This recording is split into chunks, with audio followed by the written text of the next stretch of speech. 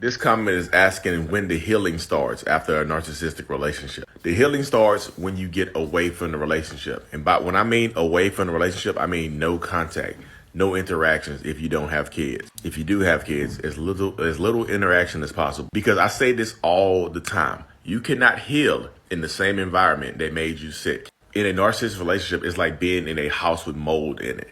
Like you breathing in that mold, you're constantly being sick. And you find out what's making you sick, that narcissist or that toxic mold that's in the house.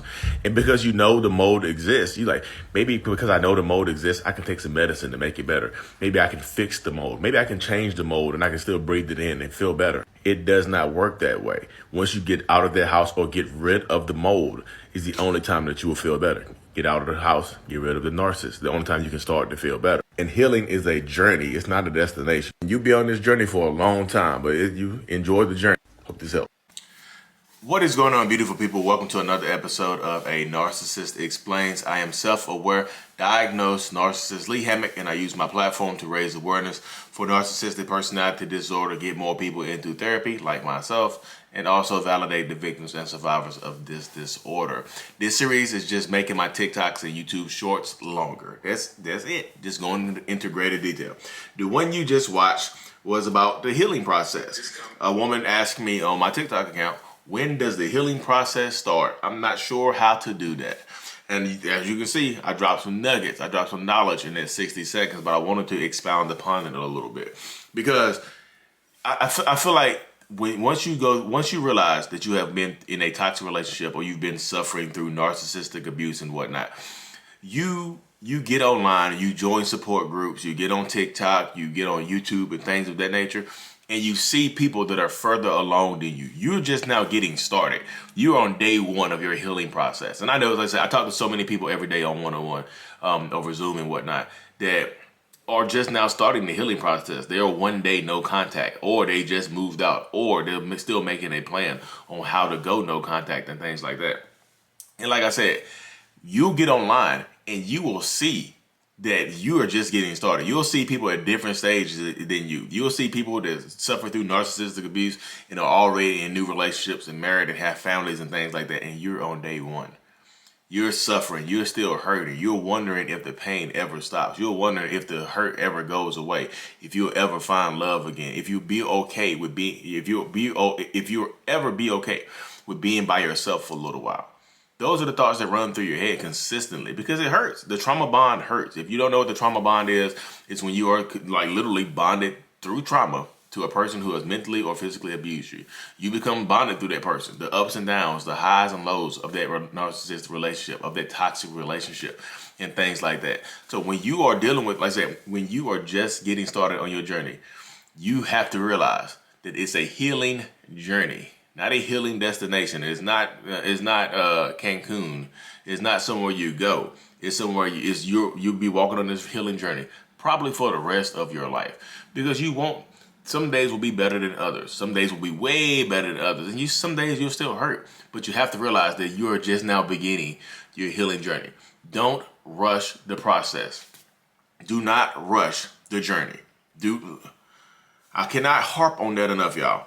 Do not rush the journey. You can't, like, please. That's when people get caught up the most right there.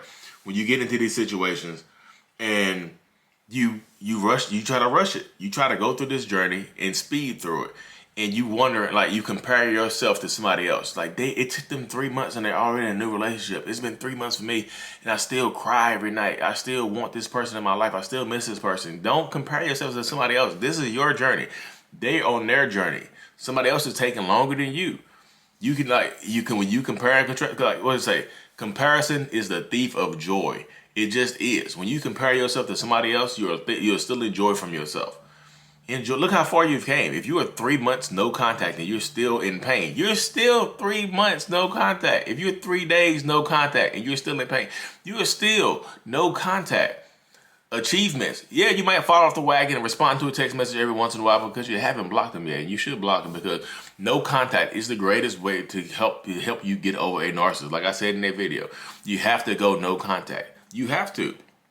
Me, as a narcissist diagnosed, I hate when I can't communicate with people. I hate when I don't have any kind of control over people, or I can't trigger people. I hate when I can't reach out to them. I'm blocked on all social medias. Let me create another page. Let me try to reach out to you from another page.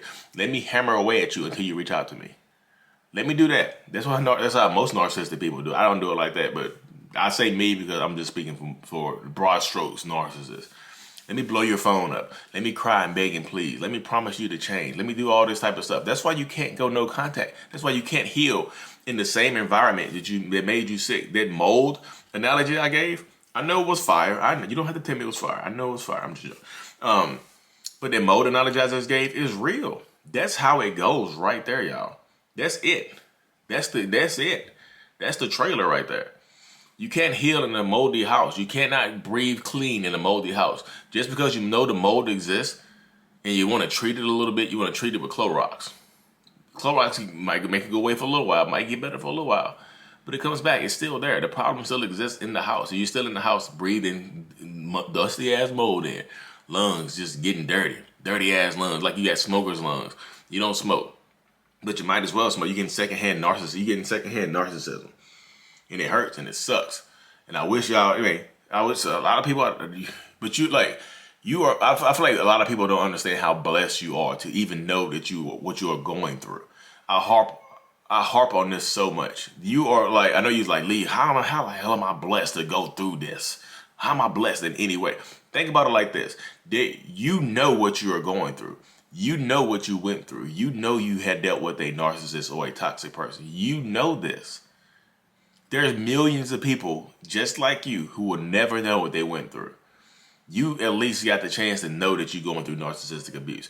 You are blessed to know what you went through, what you have suffered through, so you can have a chance to get through this and fight through it and not feel crazy anymore. You can get a chance to feel validated.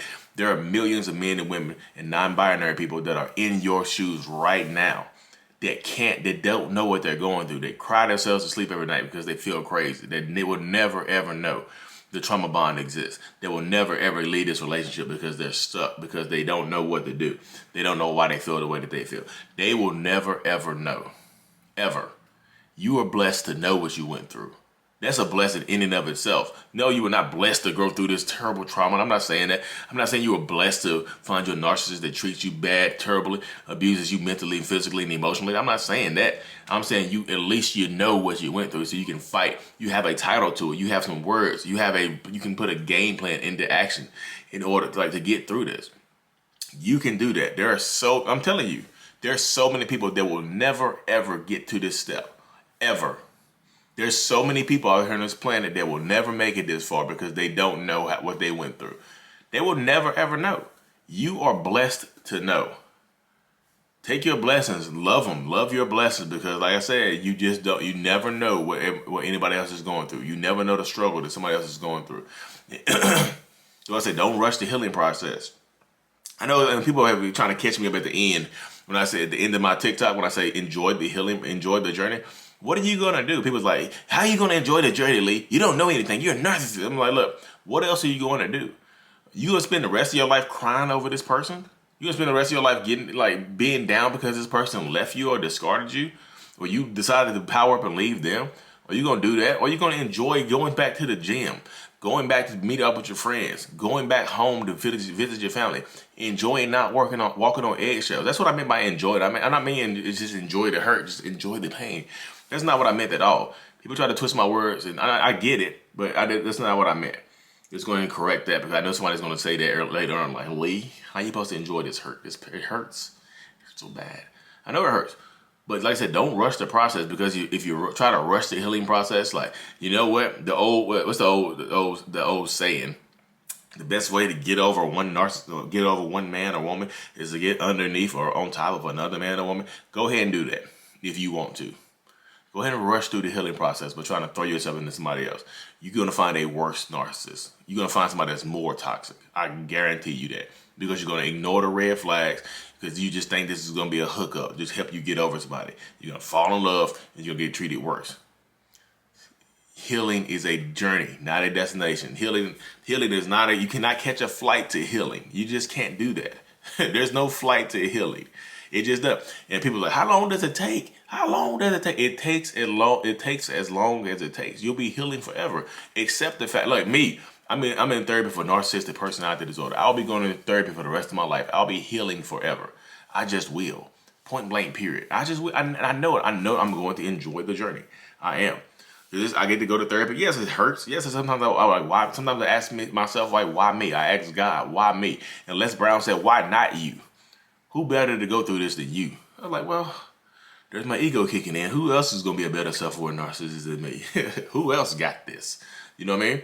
So I tell people, take back your power. That's what I mean. Baby steps. Learn to re-love yourself. The healing takes as long as it takes. It might take a while.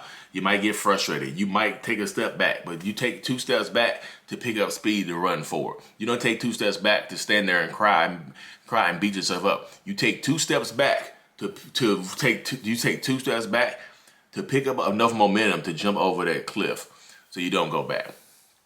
That's what you do. You only take 2 steps back if you need to pick up momentum to go forward. And closure, y'all, I know you're like, but my closure, I need some closure. I need to know why. Closure is something that you give to yourself. They can't give you closure. Closure is something that you have to look internally for and realize that the relationship or the dynamic is over. And it doesn't have to be a boyfriend or girlfriend. It can be a parent or a friend, a bestie, a BFF for 10 years. It can be anybody. The relationship dynamic is kind of irrelevant. I know some relationships mean more than others, but it's, this video can apply to any type of relationship. You know what I mean? I really hope this video helps y'all out because, like I said, you don't understand how blessed you are to know what you're going through. There are millions of people who don't. Be blessed. Take care of yourself. Empower yourself on this journey because you got it. Mental illness is out. Peace.